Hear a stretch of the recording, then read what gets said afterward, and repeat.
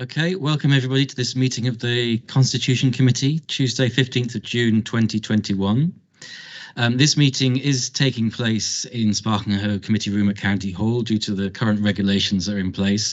So all the members of the meeting are in the room, but we do have some officers that may be joining online via Microsoft Teams.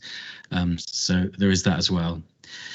So we have some new members on the committee this year, so I'd just like to welcome you all to the meeting, your first meeting of the Constitution Committee.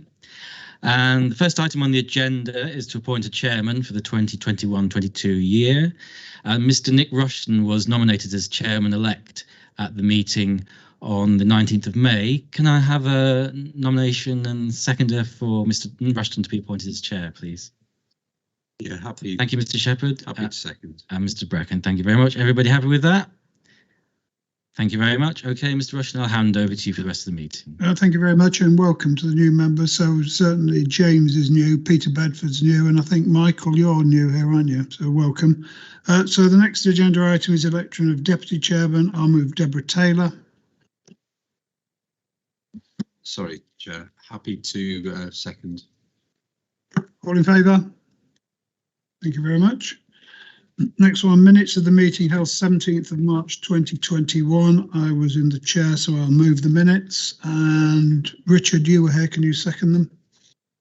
Seconded, Chairman. All in favour? Very good, thank you. Question time, we have none. Questions, understanding orders, we have none.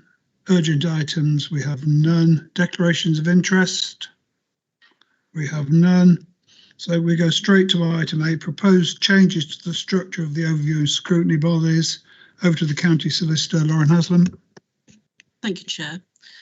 This report seeks the approval of the committee to recommend to the Council some changes to the Constitution to reflect proposed changes in the structure of the overview and scrutiny committees, and in particular the functions of the Environment and Transport Overview and Scrutiny Committee to create two separate committees, one relating to highway and transport, the functions of which are set out at paragraph 3A of your report, and one relating to environment and climate change set out at 3B of the report.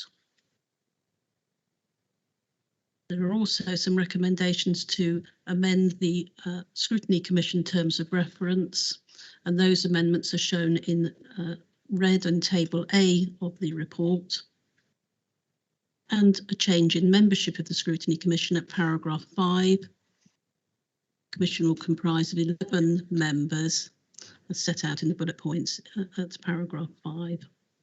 And finally, changes in the Adult and Social Care Overview and Scrutiny Committee to amend the terms of reference to include reference to the scrutiny of partnership bodies within the terms of reference. The appendix to the report shows in red all of the proposed changes to reflect this proposed constitutional change. Subject to this committee's approval, the changes will then have to be presented to the Council to formally change the Constitution, Chair.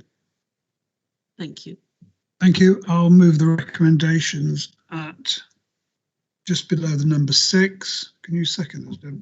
I'm happy to second, Chair. Okay, now I'll take any questions from anyone. Michael, go ahead.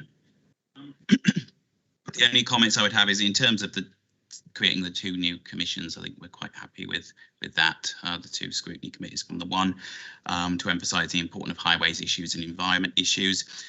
The only thing that I would say is obviously in page 9 in red, it refers to the fact that county councils will act in the capacity of elected to the county council and not speak on behalf of any other local authority while acting as county councillor.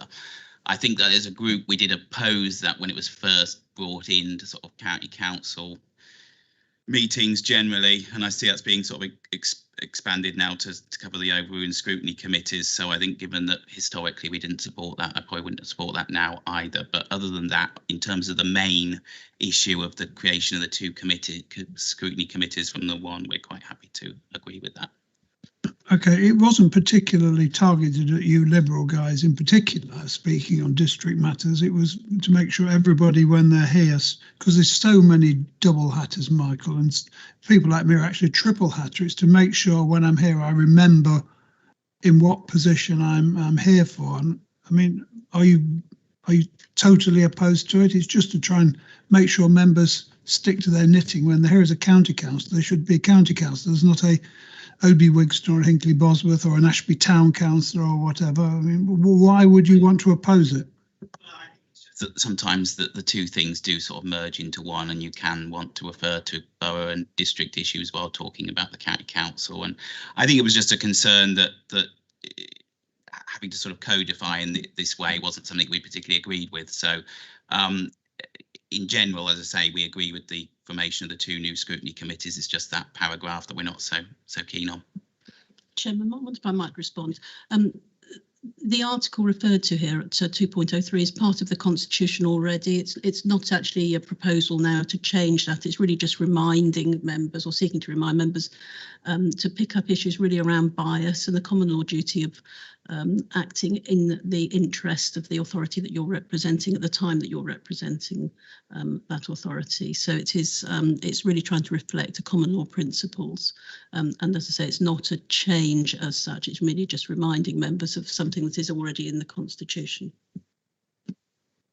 Well, I don't think he's going to support it anyway, but you can vote against it if you want, but you'll be bound by the terms anyway, Michael. So no other speakers. All in favour of the recommendations?